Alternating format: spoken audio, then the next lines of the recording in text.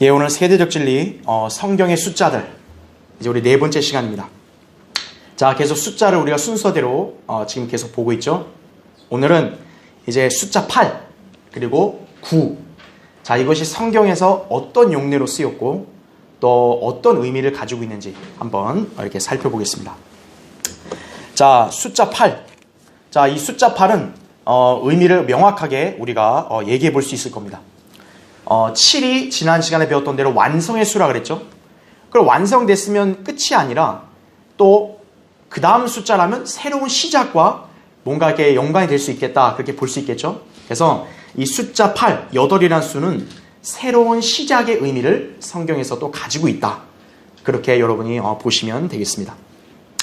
자, 그래서 그 밑에 교환을 보세요. 첫 번째, 숫자 7이 최종적인 완성을 의미하는 숫자라면 숫자 8은 당연히 1년의 새로운 시작을 의미해야 한다, 이거죠. 네. 이것은 음악도 그렇고 그 외 다른 분야에도 적용이 된다 그랬어요. 예컨대 음악도 어때요? 도레미파솔라시, 이제 시로 끝났으면 어때요? 다시 또 뭐가 시작돼요? 도로 또 시작을 하죠. 그때는 한 옥타브가 높아진 채로 새롭게 시작을 하죠. 8번째가 바로 그 의미라는 거죠. 또 인체, 우리 인간의 몸의 신체 세포는요, 7년마다 한 번씩 바뀌고 새로운 세포가 다시 만들어진다 그래요.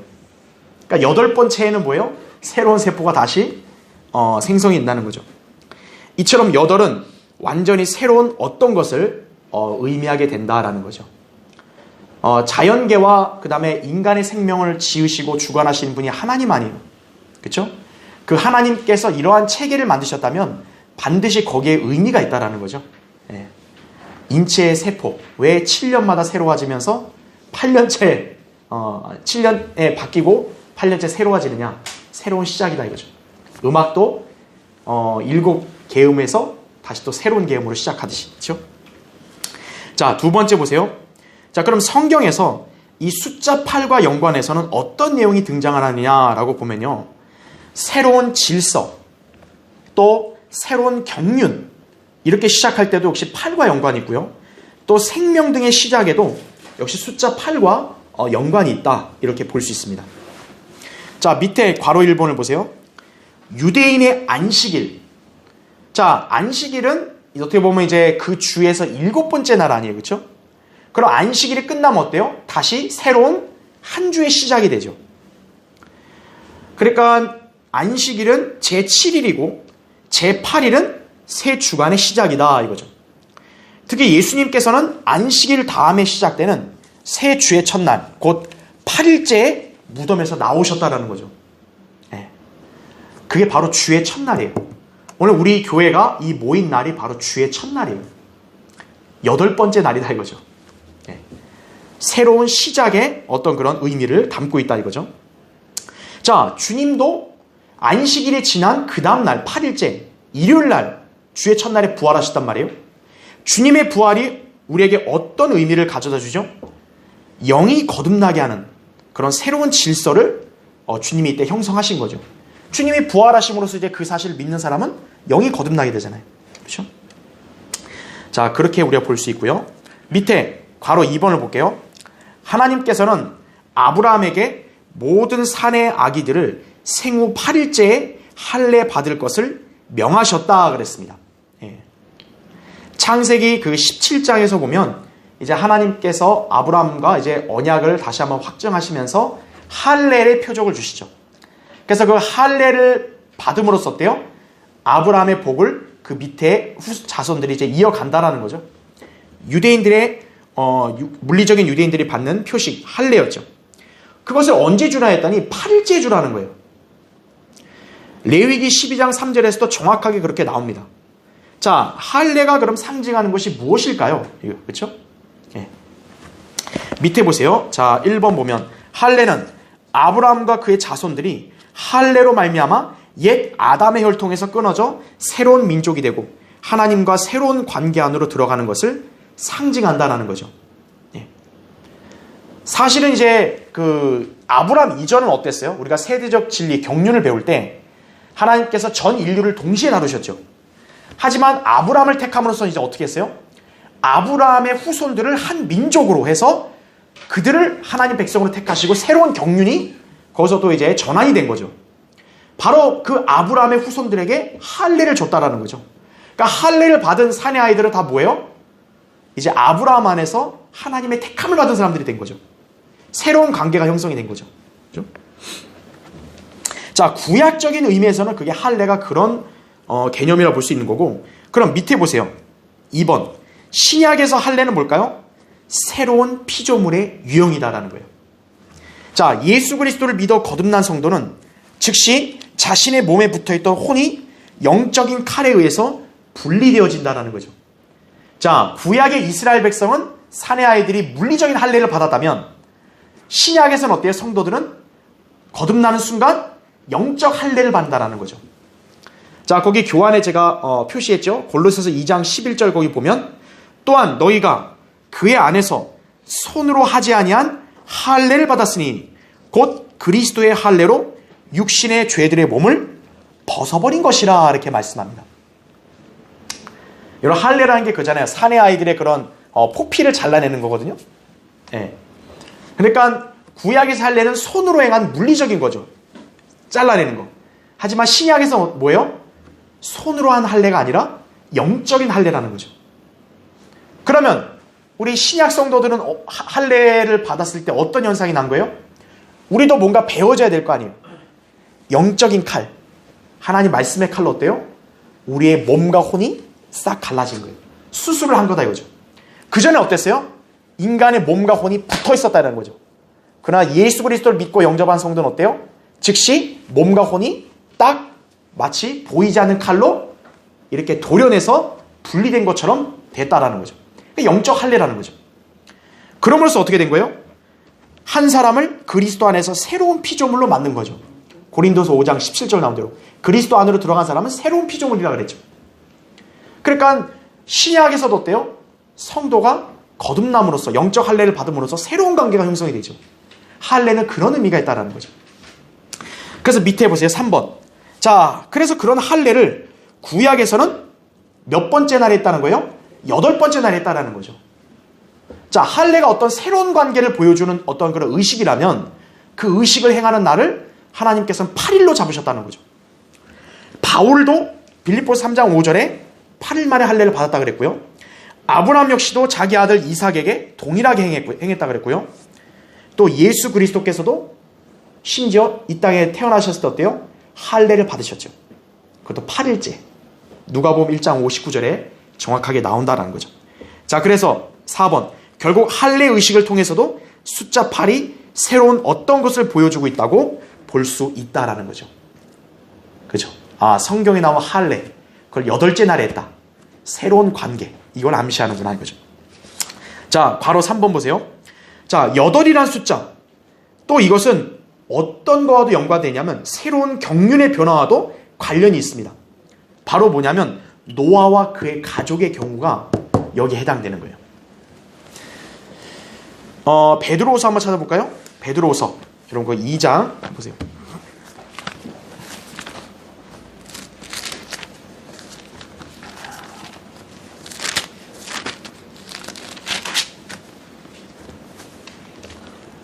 자, 베드로후서 거기 2장 5절을 보시면요.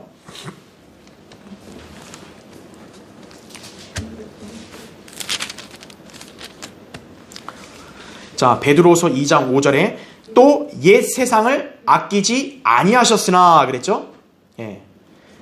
8번째 사람인 의의 전파자 노아는 구원하시고 경건치 않은 자들의 세상에 홍수를 내리셨느니라 이렇게 말씀하고 있습니다. 그렇죠? 자, 여기서 말하는 게 바로 그거죠. 노아 홍수 이전에 그 세상 하나님은 아끼지 않았다는 거죠. 왜냐하면 너무 이 악이 가득하니까 이 홍수로 심판을 하시는 거죠. 그런데 하나님께서는 심판하시기 전에 어때요? 노아를 갖다 어때요? 복음을 전파하게 하셨다는 거죠. 그 복음이라는 게 바로 뭐예요? 방주를 만들어서 그 방주 안으로 들어오면 산다는 거죠. 근데 그 노아를 몇 번째 사람이라고 또 얘기해요? 8번째 사람이라고 얘기합니다. 그렇죠. 왜냐하면 이제 노아를 통해서 어때요? 마침내 어떤 새로운 질서가 확립이 되니까 그런 거죠. 그렇죠.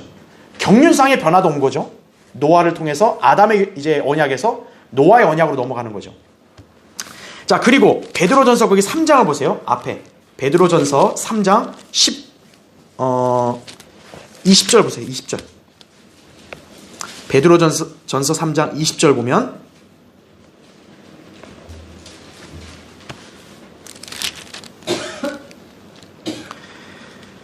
자, 베드로전서 3장 20절에 그들은 전에 노아의 날에 방주를 예비하는 동안 하나님께서 오래 참고 기다리셨을 때에 순종하지 아니하던 자들이라. 방주에서 물로 말미암아 구원을 받은 사람이 몇 명뿐이니 곧 뭐라 그래요? 8혼들이라. 그러니까 노아가 그렇게 의의 전파자로 열심히 전파했는데 하나님께서는 120년간 유예기간을 줬거든요.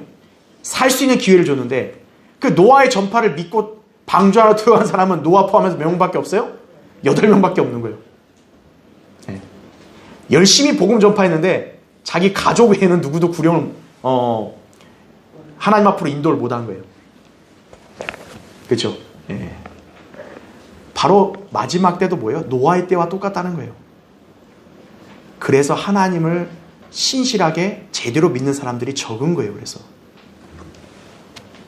하나님의 이름을 빙자해서요, 큰 건물에 인파들이 몰려들었다. 그걸 잘 봐야 돼요. 그 사람들. 예. 노아, 하나님께서 그 당대의 의인이라 했던 그 노아가 전파했는데 120년 동안 기껏 방주 안으로 인도한 사람은 몇 명이에요? 자기 포함해서 8명밖에 없는 거예요. 그렇죠. 예. 자, 하필 또 왜 방주 안으로 들어온 사람도 8혼들이냐 이거죠. 숫자 8이 바로 뭐예요? 이제 홍수 이후부터 이제 새로운 어떤 그런 질서가 나오니까 또 하필 들어온 사람도 8사람이다 이거죠. 자, 이후에 어때요? 이 8혼들이 이제 새로운 땅에서 흩어져서 다 살게 되는 거죠. 그렇죠? 네. 그러니까 이 숫자 8이라는 게 또 그런 의미를 가지고 있구나 이렇게 볼 수 있습니다. 자, 괄호 4번. 자, 율법에서도 숫자 8은 죄에서 정결케 되어 다시 깨끗하게 됨으로써 새롭게 되는 것을 의미하기도 한다라는 거죠. 자, 예를 들어 문둥병자. 이제 문둥병자가 문둥병에 걸리면은 격리를 시키거든요. 그렇죠? 예. 그래서 격리시키고 그리고 다 나을 때 7일 동안 격리를 시킵니다. 이제 제사장이 다시 살펴볼 때 7일 격리시키고 그 다음에 어떻게 하냐면 제8일째에는 어때요? 정결을 위한 제사를 드림으로써 이제 마침내 깨끗하다고 선포하는 거예요. 그러니까 어때요? 그 사람이 새로워진 거죠. 다시 이제 회복이 된 거죠. 그 이전으로. 이 문둥병 걸렸을 때는 진영에 못 있잖아요. 격리가 됐잖아요. 불결하다. 불결함으로 됐는데 8일째 어때요? 이제 제사를 지내면서 제사장이 깨끗하다 하니까 어때요? 다시 회복되는 거죠. 새로운 회복도 나타내는 거죠. 자, 유출병자도 마찬가지예요. 제8일째에 속죄 제사를 드려서 또 깨끗하게 된다 이거죠. 그래서 레위기 14장이나 15장에 보면 8째 날, 8일째 바로 이런 의식을 행한다라는 거죠. 그러면서 어때요? 이제 그들이 마침내 불결함에서 정결함으로 회복이 되는 거죠.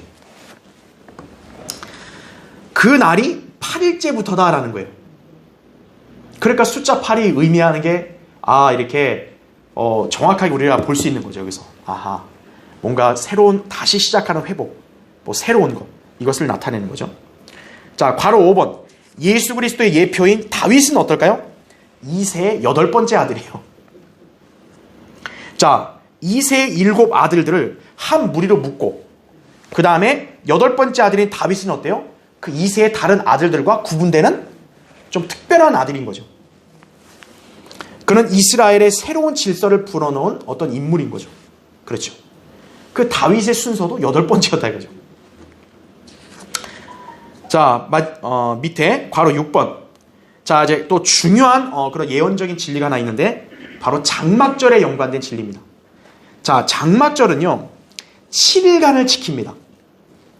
그런데 중요한 거는 다른 명절의 절기는 그 며칠간 지키면 그냥 끝나는데 장막절은 7일이 끝난 제8일째 되는 날, 제8일째 되는 날도 역시 뭐래요? 거룩한 모임이 있다 그래요. 7일 동안 엄숙하게 지켰는데 장막절이 그러면서 끝나는 게 아니라 8번째 날에도 또 거룩한 모임을 간다라는 거죠. 그게 레위기 23장 36절에 나오는데요. 자, 이것은 경륜적으로 7번째 천년인 천년왕국의 안식 후에 8번째인 영원세계가 바로 이어진다는 점을 보여주는 거죠. 지금 어떻게 보면 현재의 땅은 어때요? 현재의 땅은 이제 예수님이 재림하시면 천년왕국 때 새롭게 하죠. 그렇죠? 그래서 그 땅과 모든 그 세상의 민족들이 이제 예수 그리스도의 통치 아래 안식을 누립니다. 천년간. 그러면 7번째 천년, 7천년의 안식이 다 끝나면 어때요? 영원 세계로 바뀌면서 어때요? 땅이 다 불타 없어지고 새 하늘과 새 땅이 나오죠. 새로운 세상이 이제 펼쳐지는 거죠. 그게 8번째 천년 때 이제 그렇게 된다는 거죠. 이제 천년왕 끝나면. 그걸 이제 우리가 보여주는 거죠. 그러면서 동시에 뭐예요? 천년 왕국이 끊어지는 게 아니라 뭐예요? 천년의 안식이 어때? 이제 영원으로 그대로 이어지는 겁니다. 그래서 그것을 예시로 보여주는 게 장막절인 거예요. 장막절이 7일. 경륜상으로 따져보면 하루를 천년이라고 환산해보면 7번째 천년에 끝나는 게 아니라 8번째 천년으로 다시 이어지는 거죠. 천년왕국에서 영원으로 다시 이어지는 거죠. 그걸 또 보여주는 겁니다. 그러니까 어쨌든 이어지지만 새로운 세계인 거는 분명하죠. 그러니까 8번, 숫자 8이 바로 그런 의미를 가지고 있다는 거죠. 자, 참고로 재림의 그 광경을 보여주는 사건이 초립되어 있었어요. 바로 변형산 사건입니다. 마태복음 17장에 보면은 그 엿새 후에 예수님이 변형됐다 그랬습니다. 그러면 여러분 엿새 후라면 뭐예요? 숫자가 6이죠. 6일 후면 7번째. 바로 재림이죠. 그런데 누가복음 9장 28절에는 변형산이 언제 일어났냐고 그러냐면 약 8일째라는 말로 써요. 그러니까 여러분 보세요. 그 이 변형산 사건의 어떤 시점을 얘기할 때 엿새 후라는 말을 썼단 말이에요. 그렇죠? 그런데 이게 이제 마태복음 17장에 나온 거고요. 근데 누가복음에서는 약 8일째라 그래요.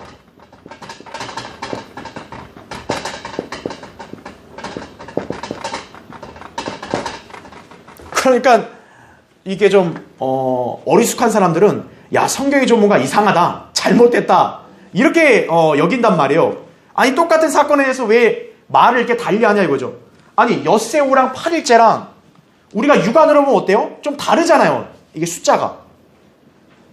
그럼 이게 어떻게 된 거냐? 그 사람들은 모르지만 예언적인 관점으로 보면 이게 다 똑같은 것이에요. 다 이것이 결국 가리키는 게 뭐예요? 결국 7번째 날을 가리키는 거예요. 예.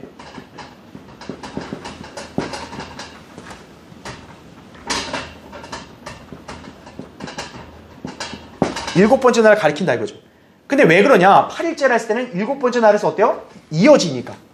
천년왕국에서 영원히 이어지니까. 그것을 여기서 보여주는 거죠. 그래서 이것은 틀린 것이 아니라는 거죠. 오히려 하나님께서 이걸 통해서 어떤 경륜적인 어떤 그런 방치, 순서나 어떤 그런 질서의 의미를 알려주는 것이죠. 예. 그렇게 우리가 보면 된다라고 이렇게 여러분 이해하시면 됩니다. 자, 밑에 세 번째 보세요. 결론적으로 성경에서 8의 의미는 기본적으로 새로운 어떤 것을 상징한다 이거죠. 물론 다른 의미를 함축하는 경우도 있겠지만 기본적인 의미가 달라지지는 않는다. 여러분 이렇게 이해하시면 되겠습니다. 자, 이제 숫자 9으로 이렇게 넘어갈게요. 자, 숫자 9, 열매 맺는 것, 언약의 수 이러면서 역시나 제가 이제 물음표를 해놨습니다. 자, 왜 그러냐면 이거는 예전에 우리가 숫자 4를 배웠을 때랑 비슷한 거예요. 즉, 이 의미가 딱 단정적으로 이렇다라고 말할 수 없다라는 거예요. 그냥 용례를 보니까 이 열매 맺는 것과 연관돼서 이렇게 숫자 9가 제시가 되니 이런 의미로도 우리가 볼 수 있다라고 하지만 정확히 이거다라고 말하지는 못한다라는 거예요. 예. 자, 그렇게 여러분 아시면 돼요. 그러니까 숫자 9은요. 사실 이것을 정확하게 성경에서 뭐다 이렇게 얘기하기 어려워요. 예. 그러니까 이거는 락카와 목사님도 이렇게 정확히 연구하셨어도 정확히 이건 무슨 수다라고 얘기를 못 하신다 그랬어요. 그러니까 우리도 역시 정확히 뭐다라고 얘기를 안 해요. 다만 이제 용례들을 보면서 숫자 9가 특히 이러한 용례에서 많이 사용됐구나. 여러분 그렇게만 좀 이해하시면 좋을 것 같아요. 자, 그래서 그 밑에 첫 번째 보니까 아홉과 관련해서는 좀 열매 맺는 것과 좀 연상해 볼 수 있다 그랬어요. 자, 그 다음 페이지 보세요. 자, 맨 위에 괄호 1번 보시면 갈라디아서 5장 22, 23절에 열거되는 성령의 열매. 자, 왜 숫자 9가 열매랑 연관됐다고 했냐면 성령의 열매의 속성과 일치한다라는 거예요. 거기 보시면 갈라디아서 5장 22, 23절에 나오죠. 그러나 성령의 열매는 첫째가 뭐예요? 사랑과 기쁨과 화평과 오래 참음과 친절과 선함과 믿음과 온유와 절제니 그러한 것을 반대할 법이 없느니라 이렇게 말씀합니다. 자, 성령의 열매가 온전하게 맺혀지려면 이 9가지 속성이 다 들어있어야 되는 거죠. 그러니까 정확히 나온 대로 사랑부터 시작해서 어때요? 절제까지 9개의 속성이다라는 거죠. 성령의 열매의 9 속성이다. 아, 숫자 9가 열매 맺는 것과 뭔가 연관이 있지 않나. 우리가 또 이렇게 유추해 볼 수 있다라는 거죠. 예. 자, 이 중에서 여러분 이제 그 성령 열매 9가지 중에서 3개는 내적인 거죠. 사랑, 기쁨, 화평은 자기 안에서 일어난 거잖아요. 그 다음에 오래 참음, 친절, 선함은 외적인 거죠. 그건 겉으로 드러날 수 있는 거죠. 그 다음에 믿음, 온유, 절제, 이것은 하나님을 향한 열매죠. 예. 그러니까 성령의 열매가 어때요? 9가지가 또 3가지로 구분이 되는 거예요. 외적인 것, 내적인 것, 하나님을 향한 것. 3-3이죠. 3-3. 그렇죠? 그러니까 어떻게 보면 이제 숫자 3이 하나님과 연관된 숫자인데, 그렇죠? 그 3이 3개가 묶인 거 아니에요. 그렇죠? 그러니까 온전한 열매가 또 그렇게 여기서도 이렇게 숫자가 또 일치하니까 아, 열매 맺는 것과 관련이 있구나 볼 수 있는 거죠. 밑에 괄호 2번을 보세요. 고린도전서 12장에는 성령의 9가지 은사들이 나온다 그랬어요. 자, 한번 여기 찾아볼게요. 고린도전서 한번 보세요. 고린도전서 12장. 고린도전서 12장. 자, 8절 한번 보시면요.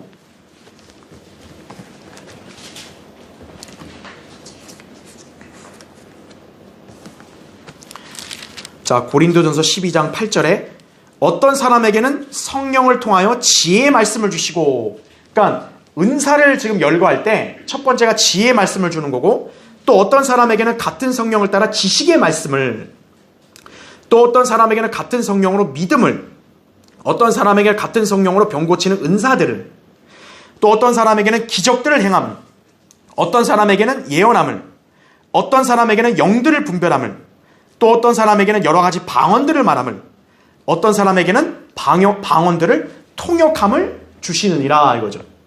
다 세보면 전체 몇 개예요? 9개다 이거죠. 성령의 은사들을 말할 때도 9가지가 나오더라 이거죠. 그러니까 우리가 성령의 은사에 따라서 주님을 섬기면 또 역시 그것도 열매 맺는 삶 아니겠어요? 그렇죠? 그 연관된 은사도 9가지다라는 거죠. 네. 자, 그래서 우리가 이것을 보면 아, 숫자 9은 그냥 딱 열매 맺는 수다. 또 이렇게 생각이 바로 될 수 있어요. 근데 우리는 저번에도 제가 얘기했죠. 어느 특정한 사례만 갖고 이것이 이거다 이렇게 확정을 지면 안 된다 그랬죠. 성경의 다른 부분과도 다 상호 보완되고 일치해야 돼요. 그렇죠? 그런데 숫자 9는 다른 부분에서는 열매 맺는 거라고 다 그렇게 일치되진 않아요. 그래서 제가 아까 말씀드린 대로 이것이 열매 맺는 수다 이렇게 단언하지는 않는다라는 얘기죠. 그렇죠? 자, 괄호 3번을 보세요. 한편 창세기 5장에 나오는 계보를 보면, 여러분 창세기 5장은요 아담의 계보가 나오잖아요. 그 아담의 계보들을 보면 족장들의 시대에는 유독 9이라는 숫자가 두드러지게 등장을 합니다. 아담이 903살 살고, 그 다음 뭐 900 몇 살 살고, 900 몇 살 살고, 900, 9라는 숫자가 많이 나와요. 그 아담의 그 바로 뒤이은 그 후손들이. 근데 그 후손들이 다 뭐예요? 그렇게 900 몇 살 살다가 뭐예요? 죽으니라 들이죠. 결국엔 죽으니라로 끝나죠. 자, 보세요. 밑에 동그라미 1번. 여기서 900이 6번, 90이 3번, 9이라는 숫자가 총 9번 나타난다는 거예요. 이 계보에 9라는 연관된 숫자가 또 9번 나온다는 거예요. 자, 여기서 사실 그 의미를 자세히는 알 수 없어요. 그러니까 이거 갖고 우리가 뭐 이거다라고 말할 수 없어요. 그런데 좀 더 한번 이렇게 연상을 한번 지어보자고요. 지금 이 계보는 아담의 계보죠. 아담은 타락함으로써 어때요? 하나님의 형상을 잃어버리고 어때요? 자기 모습대로 사람들을 낳았다 그랬어요. 창세기 5장 3절에 보면요. 자, 아담의 불순종의 열매는 바로 뭐죠? 죽음이죠. 그렇죠. 네. 로마서 5장에 보면 한 사람 예수 그리스도로 인해서 생명이 있고 한 사람 아담으로 인해서 죽음이 있다 그랬잖아요. 그렇죠? 그러니까 아담의 불순종은 결국 죽음의 열매예요. 그렇죠? 그 열매가 죽음이에요. 그 밑에 보세요. 그래서 동그라미 2번. 그래서 그의 계보에 등장하는 인물들은 모두 죽었다라는 기록으로 남게 된다라는 거죠. 자, 그렇다면 그들은 아담에게 있어서는 어때요? 죽음의 열매라고 볼 수 있을지도 모르는 거죠. 아담이 타락하지 않았다면 그 후손들이 죽을 이유가 없어요. 다 똑같이 살았을 거라고요. 근데 아담이 타락함으로써 어때요? 그들은 결국 한 사람에 의해서 죄가 세상으로 들어오고 그 죄에 의해서 사망이 왔다고 로마서 5장 12절에 말씀한 대로 그들도 결국 태어나자마자 어때요? 결국 죽을 수밖에 없는 거죠. 자, 그런 관점으로 봤을 때 창세기 5장에서 9란 숫자가 많이 나왔다. 아담의 계보가 어떻게 보면 아담의 불순종의 열매인 죽음을 기록하는 거니 또 그렇게 좀 연관 지어볼 수도 있겠어요. 그러나 이것도 역시 정답은 아닙니다. 저는 늘 미리 말씀드리는 거예요. 그냥 이렇게 연관 지어볼 수 있는 거지 이것이 꼭 그렇다라는 건 아닙니다. 그런데 이제 9가 열매 맺는 수와 연관되어 있다면 이것도 일종의 죽음의 열매와 연관되어 있다 볼 수 있는 거죠. 그렇죠? 그러다 보니까 이 창세기 5장 아담의 계보에는 9가 많이 등장하더라 이거죠. 네. 자, 밑에 보세요. 두 번째. 또 숫자 9는 언약들과도 다소 연관되어 등장한다 그래요. 자, 아까는 열매 맺는 거와 연관이 있었다면 이제 성경에서 숫자 9는 또 언약들과 좀 연관되어 있어요. 성경의 첫 번째 책에서 언약을 처음 언급한 곳이 하필이면 어디냐면 창세기 9장 9절이에요. 언약을 맺는 거. 뭔가 좀 구하고도 좀 연관이 있죠.